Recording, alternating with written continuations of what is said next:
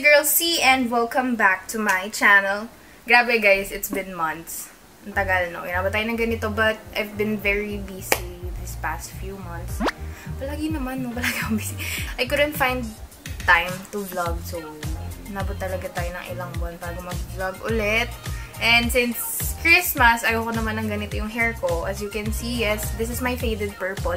After I dyed it using 𝚤𝚤𝗘𝗄's color conditioner. Diba my last vlog about dyeing is yung kay Technicolor Manila. But after that, nag-dye ulit ako. Ni-remove ko siya using baking soda. So, the reason why I couldn't bleach my hair again kasi medyo nag-rubberize na siya. I forgot to put virgin coconut oil kasi before bleaching. Kaya medyo nag-rubberize nga siya. Kaya ayoko munang galawin ulit yung hair ko. So, ayun. This time, I'm going to dye it green. So, it's going to be green over purple. I'm not gonna touch the inner section or inner parts of my hair. I'll just leave it purple. Kasi ang nag-fade lang ng totally is yung sa labas niya. Ayan guys, di ba? Meron pa rin siyang konting purple dito sa side. It's very patchy. Christmas na soon, kaya kailangan ko na talagang gawin to.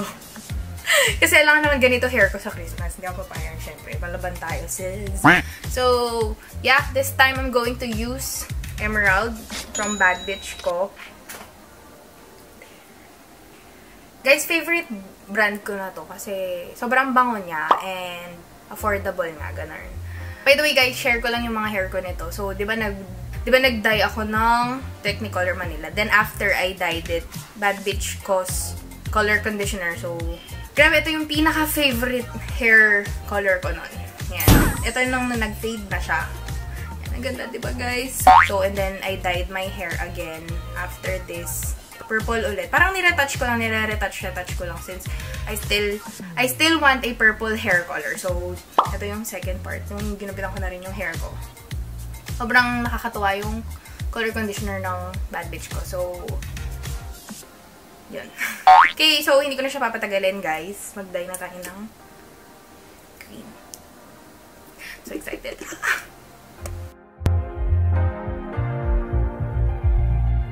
Okay, guys. So, ganito ating setup. Anyway, imimix ko lang yung ating dye. Kasi i-dilute ko siya ng conditioner. Minaksan ko muna yung door, guys, kasi medyo mainit.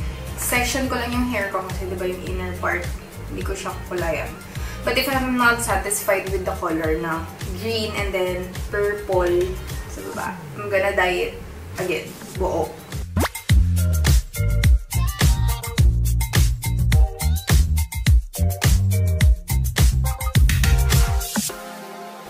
Jingle bells, jingle bells.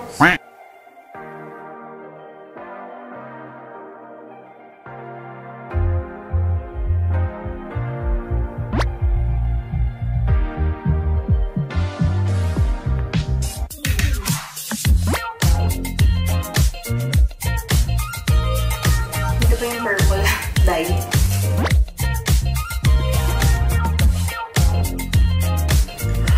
Oh my God!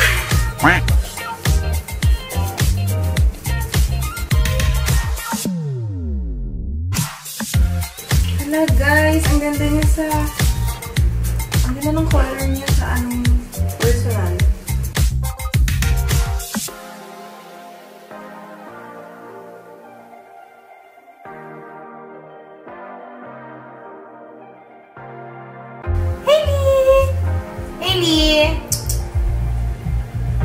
Papansin naman yung isa. Okay, on to the next. Tapos ko lang isa guys.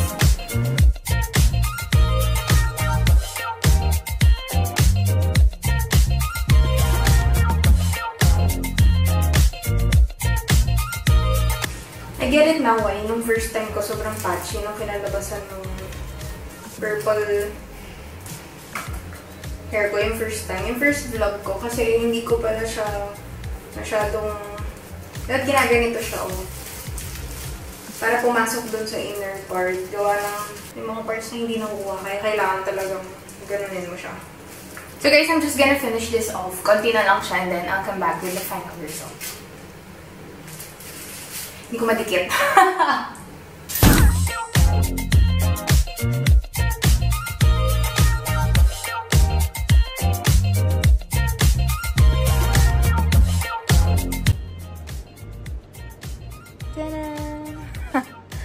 So, yun guys. Ito ang kinalabasan ng aking emerald green hair over faded purple.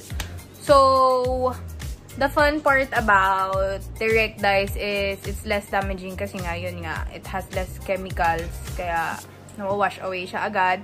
And, what else? Yung plan ko dapat na purple yung ilalim niya. Ito kinalabasan niya. Hindi ko nagustuhan, so kinulayan ko na siya lahat. Ayan. Sa araw, guys, medyo mas green pa siya. Parang medyo blue-green ang dating niya dito dahil siguro sa lighting and everything. So, ayun. Alam niyo, guys, favorite brand ko talaga tong btch ko. So, I bought it from seasthedyemnl. Seasthedyemnl. Here's their Facebook page. If you're from Makati or near, dito kayo bumili. Yes. Ang maganda pa dito sa dye na to, matagal siya mag-fade. As in, sobrang tagal niya mag-fade. Unless you're always shampooing everyday. Diba, advice naman always, wag madalas mag-shampoo. Conditioner lang tayo. So, ayun. Nag-iba-iba talaga siya ng color. Minsan super green, minsan super blue. And ngayon, blue-green siya. So, if you get what I mean. So, ayun guys. Thank you for watching. Don't forget to click the subscribe button and hit the notification bell for more videos. See you next time!